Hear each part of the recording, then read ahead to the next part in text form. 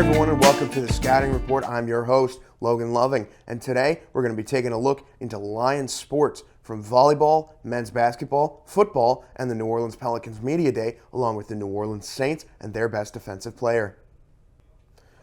Coming into this season, the Southeastern Lady Lions volleyball team looks to three-peat as Southland Conference champions, though it got off to a rocky start. The Lady Lions dropped 4 straight matches to start the year, but since have returned to form and went on an 11-match winning streak, notably with a 3-2 win over surprise favorites to win the Southland, Stephen F. Austin, Louisiana Tech, and the University of Louisiana. The match against the Ragin' Cajuns earned head coach Jeremy White his 93rd win as Lions head coach, which moved him into second all-time for Lions volleyball coaches. Another major stat is outside hitter Cicely Hidalgo moving into sole possession of 6th in all-time points scored with her 1,323rd point coming in the 3-0 sweep against Lamar. Most recently, the Lady Lions swept the University of New Orleans 3-0 to earn their 20th Southland win in a row dating back to last year, which puts their record now at 11-4, and tonight they have a match against the McNeese Cowgirls. Good luck, Lady Lions. Coming off of a disappointing 15-17 season in 2023, the Lions are looking to build on their 10-8 record in conference play and translate that to the rest of their season. Head coach David Kiefer was extended until 2028, so he's being trusted with bringing the Lions back to their winning ways that they've seen as recently as 2021, where they went 19-15 and made it to the Southland Conference Tournament final, falling to the Texas A&M Corpus Christi Islanders. Leading into this season, following the departure of Lions mainstays Nick Caldwell and Roger McFarland with their 15.4 and 14.8 points per game respectively, the Lions will have to rely on big man Brody Rolebury to build upon his sophomore campaign, where he scored 8.7 points per game and netted 6 rebounds. The Lions will need that consistent offensive interior force if they want their seat at the high rollers table back come March. On the backs of an ugly 2023 campaign that saw the Lions finishing the season 3-8, 2024 did not get much prettier for this football team. Unfortunately, it started in New Orleans at Yulman Stadium with a 52-0 blowout loss to the Tulane Green Wave, followed by a thorough 35-10 defeat at the hands of Southern Miss. To begin FCS play, though, the Lions seemed to find their roars once more, getting revenge for a 40-29 loss at the hands or talons of the Eastern Washington Eagles. They won at home 28-24, riding a dominant ground game and a second half where their struggling defense only gave up 3 points to a volatile Eagles offense. Then the makeup washed off for the Lions, falling 41-0 in disastrous fashion to the back-to-back FCS national champions, the South Dakota State Jackrabbits. Most recently, the Lions lost a close one in Stephenville against the Tarleton State Texans. They played it close all game and unfortunately fell 36-33, leaving their record at 1-4. As the Lions head into conference play with the Battle of Pride Rock this Saturday against the Texas A&M Commerce Lions at 6 p.m. in Strawberry Stadium. Yours truly will be on the broadcast call with Lucas Hill on ESPN+.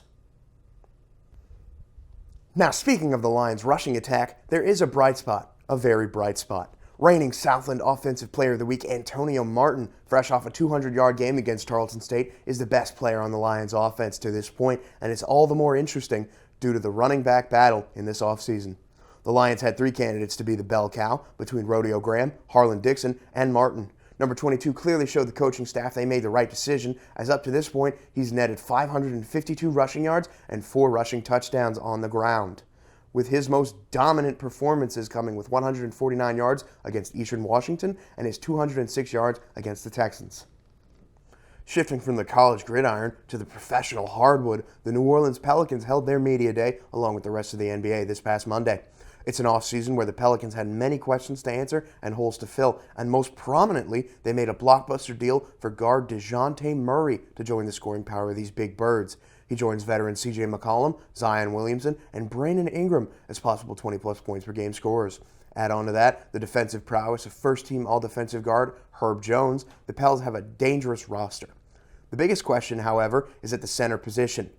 Some believe the Pels will roll with Zion at center and play small ball, while others believe off-season addition Daniel Tice will start at the 5, leaving the question of who goes to the bench with the addition of Murray at the end of June. Staying in the Crescent City and rolling back to the football field, the Saints had a historic start to this season, scoring 47 points and 41 points in their first games against the Carolina Panthers and the Dallas Cowboys. However, gravity has called them back down to earth in the recent 2 games as they scored 12 points against Philadelphia and 24 against Atlanta, both games resulting in that much-maligned red L on their record. Most recently against Atlanta, it was self-inflicted wounds as the Falcons failed to score an offensive touchdown, yet won 26-24 on the backs of a muffed punt, a tipped screen pass for a pick six, and 4 field goals off the leg of Younghoe Koo.